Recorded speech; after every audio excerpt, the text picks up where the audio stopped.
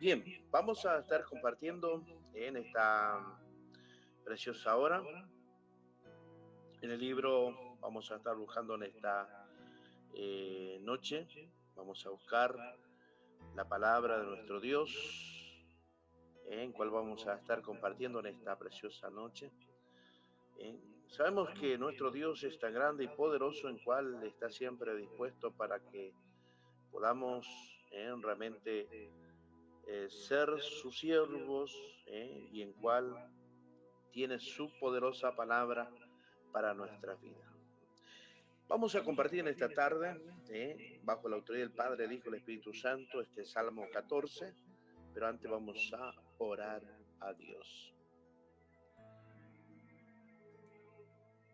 Gracias, Padre mío, en esta oportunidad de poder estar delante de tu presencia, dándote la gloria, la honra, tu majestad, tu poder, Dios, y poder, Dios mío, transmitir esta poderosa palabra, Dios, a cuanta vida, a cuanta familia, Señor, que están allí del otro lado, pidiéndote, Padre, que sea el poder de tu gracia, Señor, llegando, Dios.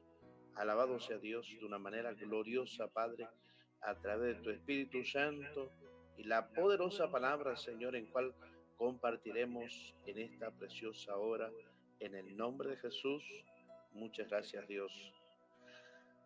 Bien, vamos a entrar en este Salmo 14, número 14, en cual también pertenece al libro de los Salmos, una colección de cánticos, como también de oraciones, poemas escritos principalmente por el rey David, aunque también hay contribuciones de otros autores.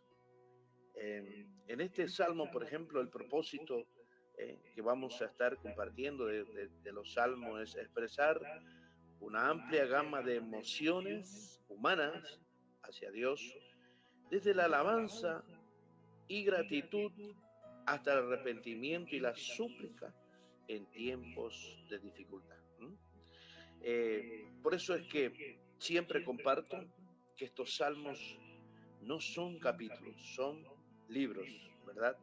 Y en este Salmo 14 aborda el mismo salmista el tema de la necesidad humana, como también la corrupción moral, contrastando la conducta de lo insensato con justicia y la fidelidad de Dios. Por eso es que este salmo podemos ver que en una historia de este Salmo 14 podemos ver que refleja un tiempo en la historia de Israel donde prevalecían la injusticia, la incredulidad, el desprecio por Dios. David, al escribir este salmo, denuncia la insensatez de aquellos que niegan la existencia de Dios y describe en el estado pecaminoso generalizados de la humanidad. Donde también este salmo ofrece la esperanza al recordar que Dios protege a lo justo y traerá salvación a su pueblo. Así que en esta noche vamos a estar entrando desde el versículo 1, donde dice el necio en su corazón, no hay Dios, y se han corrompido, hacen obras abominables, no hay quien haga el bien. Es en su primer versículo de este libro número 14, qué tremenda, donde expresa este varón lo tremendo que es cuando allí sale esta poderosa palabra, cuando dice el necio en su corazón, no hay Dios. Y hace otra vez otra expresión donde dice, se han corrompido, hacen obras abominables, no hay quien haga el bien. David comienza señalando la actitud del necio, cuando habla allí en hebreo, Nabal, que no es solo alguien que carece de sabiduría, sino una persona moralmente depravada, que vive como si Dios no existiera.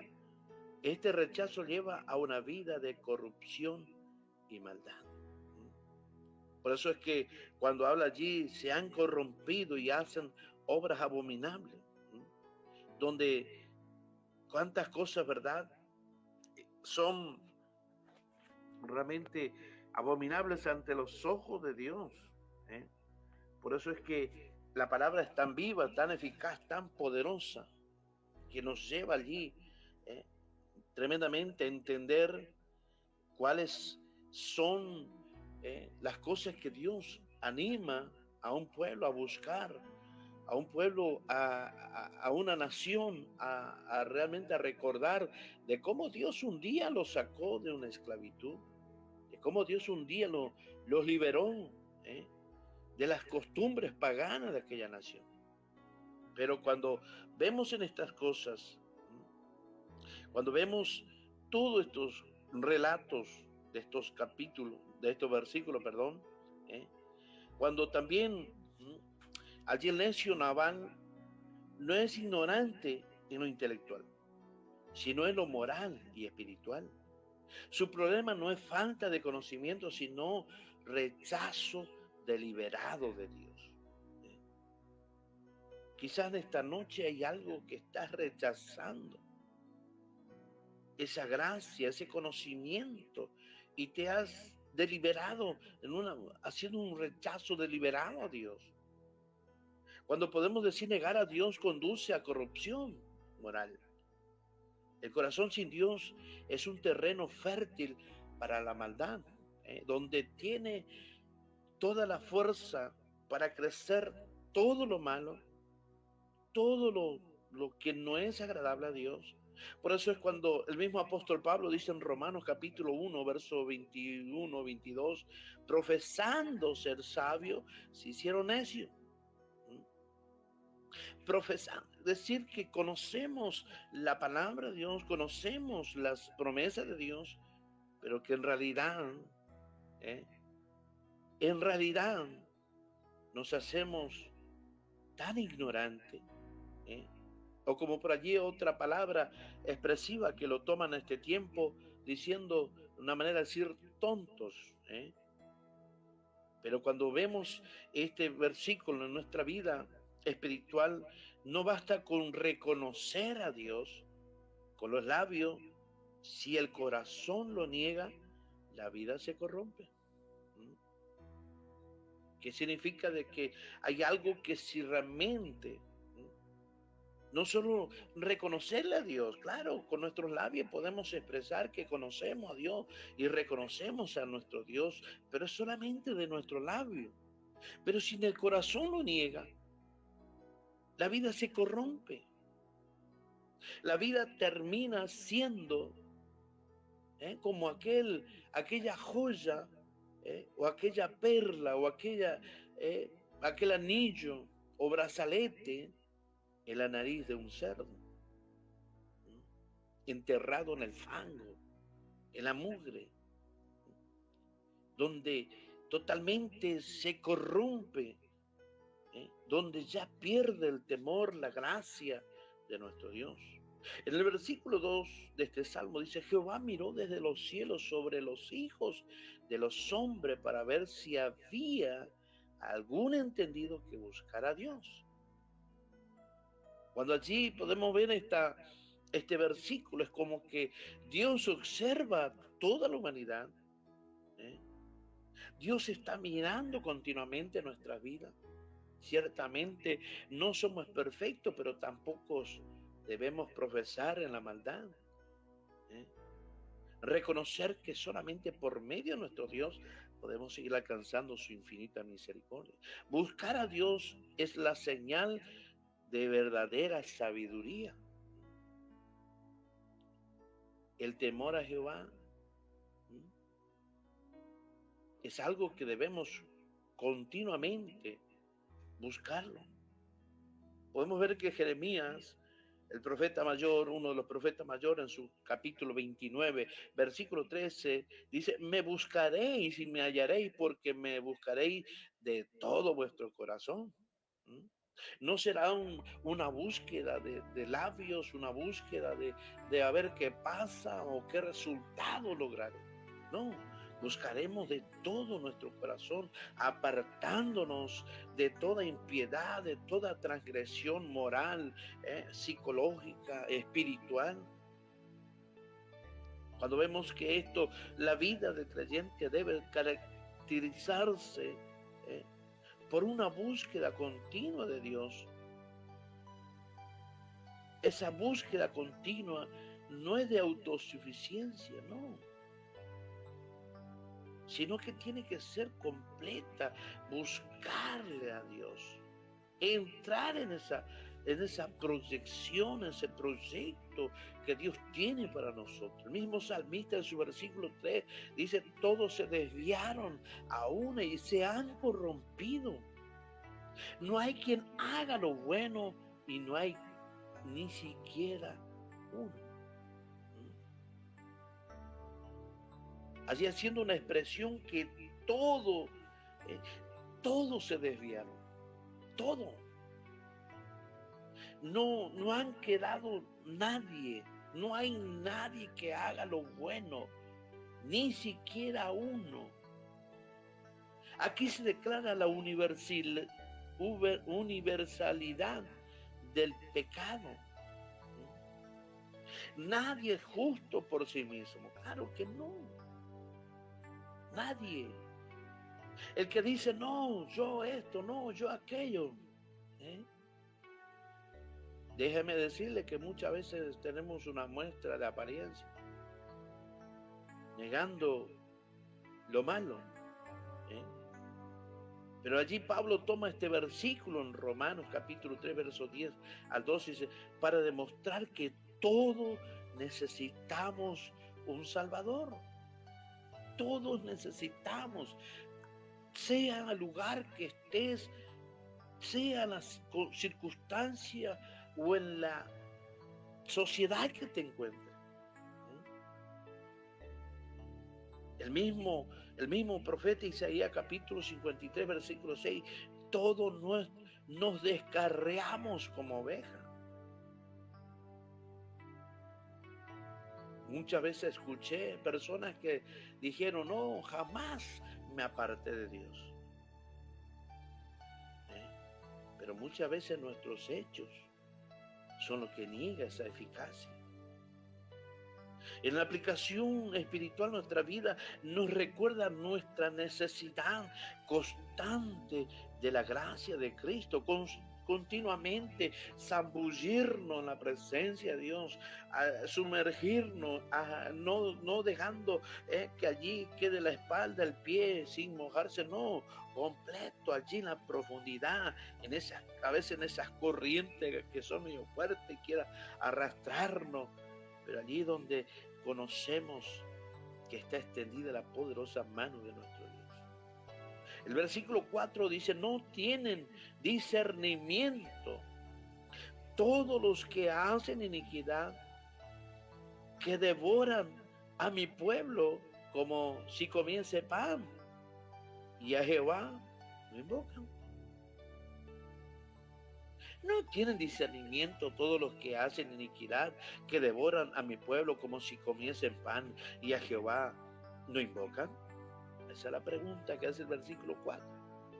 Los impíos son descritos como depredadores que devoran al pueblo de Dios.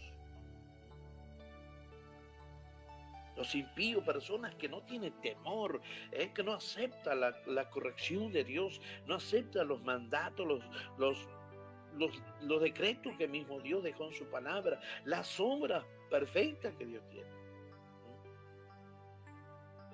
Ahí se lo describe como depredadores, que van llevando a personas que están recién comenzando a caminar en los caminos de Dios. Además de la injusticia social, la raíz de su pecado no es invocar a Dios. No, ¿para qué invocar a Dios? Si los hechos que están allí, a la puerta de su camino, al primer paso de su andar. Por eso en que Miqueas capítulo 3, verso 3, describe a los opresores que comen la carne de mi pueblo. Fueron diferentes escritores que describen ¿eh? a estas personas.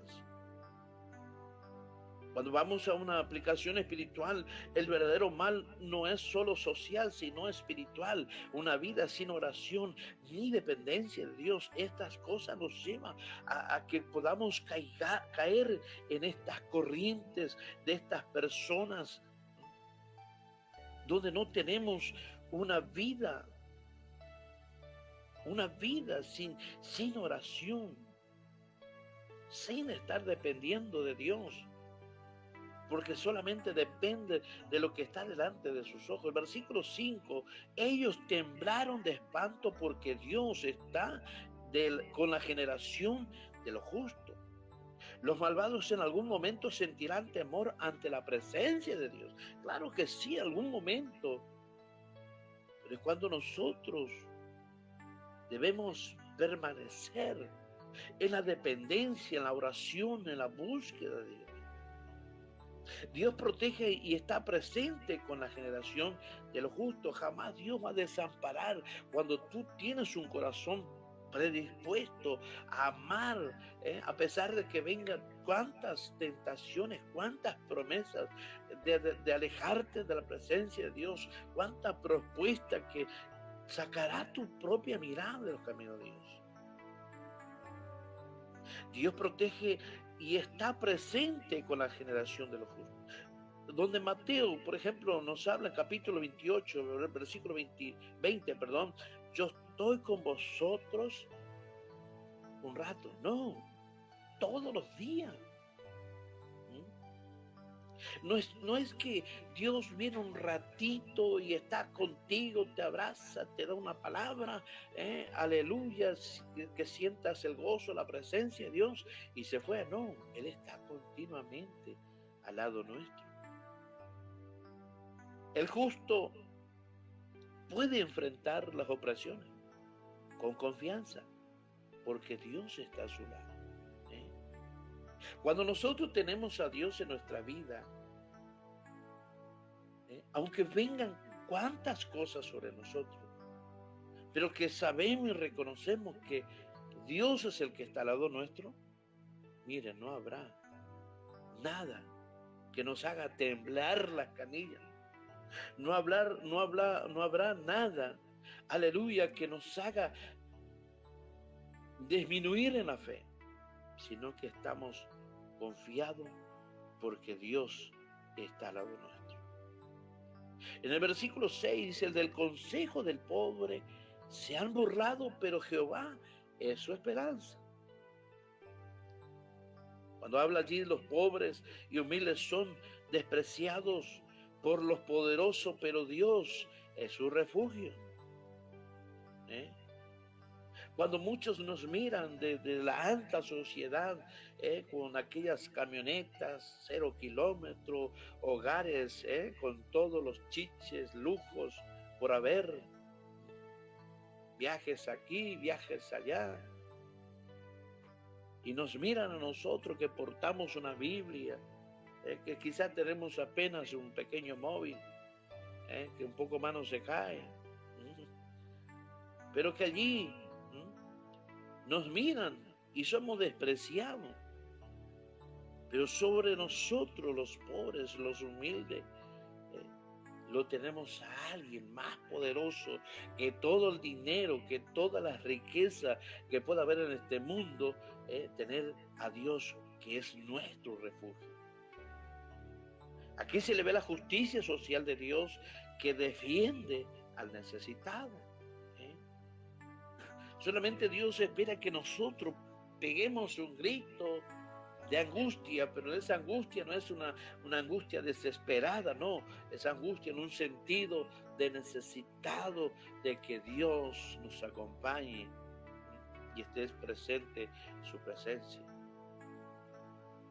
En Proverbio capítulo 14, versículo 31, el que oprime al pobre afrenta a su hacedor.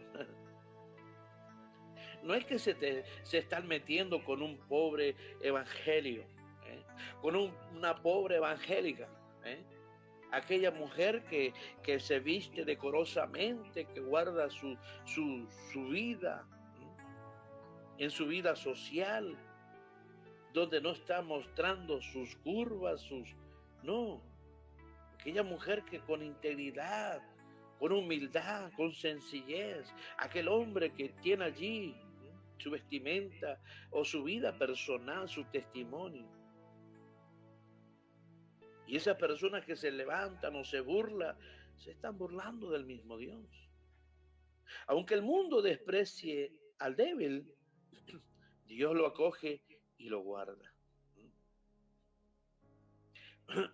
Cuando dice el versículo 7, oh, que de Sión viniera la salvación de Israel, cuando Jehová hiciere volver a los cautivos de su pueblo, se gozará Jacob y se alegrará Israel. Qué hermoso es porque allí termina con una esperanza, la salvación viene de Sión. En un sentido de Jerusalén, el lugar de la presencia de Dios. Cuando este mismo salmista puede referirse al anhelo de la liberación de algún cautiverio, pero en un sentido profético apunta a la salvación en Cristo, que vino de Sión. Romano, por ejemplo, el apóstol Pablo habla allí en el capítulo 11, versículo 26, de Sión vendrá el libertador. Ellos mismos expresaban allí de que de ese lugar, muchas veces estamos esperando que nuestra libertad venga de ciertas personas o de cierta situación económica o de cierto lugar en la sociedad, de clase de sociedad. No, nuestra libertad en todos los sentidos espiritual, realmente debemos esperar en nuestro Señor. Solamente en Él. No hay otro lugar o otra persona en cual nos traiga salvación. Nuestra esperanza final no está en gobiernos o en recursos humanos, sino en la salvación que Dios envió por Jesucristo, por medio de Jesucristo. Mucha gente, y recuerdo una cierta oportunidad que durante 45 minutos estaba allí con este varón, un ministro de salud, donde había pasado por un problema de salud de su niña y donde procuró por todos los medios y aún con toda la riqueza que él tenía, no pudo lograr de salvar a su hija. No pudo. Cuando empezó a reconocer y entender de que somos hijos de Dios, cuando ellos vieron nuestra vida, y aún yo todavía no era pastor, me decía, pastor, yo necesito conocer a ese Dios. Y yo le dije, solamente abre tu corazón y permíteme orar por tu vida. Amén. Yo en esta noche quiero orar para concluir esta reflexión. Amén. Mi amado Dios y Padre Celestial, en esta preciosa noche, Dios mío, Señor, yo te doy gracias, porque Dios mío, a través de la necedad del hombre, aleluya, Dios mío, vivir sin Dios es la peor insensatez. Padre, Dios mío, ayúdanos, Dios mío, Señor, a que podamos volvernos, Dios, a ti y reconocerte a ti, Padre, porque en tu gran fidelidad, Dios, en tu gran amor en cual extiende tu mano poderosa, Padre, Señor, que tú reactive, Dios, aleluya, esas promesas activas que tiene para cuántas necesidades, cuántas vidas que están allí del otro lado, Padre, que entienda y comprenda que sin ti nada, Dios mío, nada podemos hacer, Dios, separado de ese gran amor, de esa misericordia, Padre mío. Por eso en esta preciosa noche, Dios, en el nombre de Jesús, el lugar donde pudiera llegar estos audios, Padre, esas vidas, el lugar donde estén, Señor, y puedan, Dios mío, Señor, con esa total libertad, Padre, de reconocerte a ti como solamente nuestro gran libertador. Mi Dios, Padre, te pido, Dios mío, que tú sigas derramando esa bendición sobre esta emisora, Padre, Dios mío, sobre esta plataforma en cual tu siervo está utilizando para expandir tu palabra, Dios, de la manera más gloriosa, en el poderoso nombre de Jesús. Muchas gracias, Dios. Amén y amén. Así que le dejo con la sintonía de Radio Cristo.